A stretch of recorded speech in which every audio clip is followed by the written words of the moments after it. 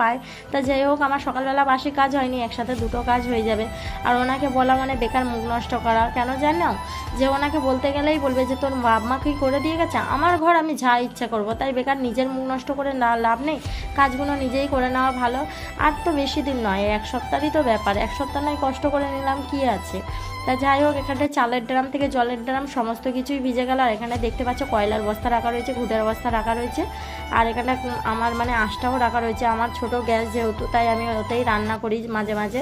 তাই এগুলো সব কিছু ভিজে গেছে, কিছু করার নেই। আর এগুলো তো আমি নিয়ে যেতে পারবো না, 1 সপ্তাহের মধ্যে আমি ঘর ছেড়ে চলে যাবো ভাড়া ঘরে। আর এখানে জল নিয়ে আসছি ঘরেতেও, বারান্দাটা পরিষ্কার করে ঘর মোছার জন্য। আর আমার ছেলে পাকামি করা শুরু হয়ে গেছে। আর ভগবানকে আমি এটাই বলি যে মানুষের অহংকার দিও, কিন্তু অতি অহংকার দিও না। অত অহংকার ভগবান কোনো মানুষের পক্ষেই ভালো নয়। আর আমি সবসময় হাসি খুশি থাকার চেষ্টা করি, আর আমি এত কিছুর মধ্যেও সবসময় হাসতে ভালোবাসি।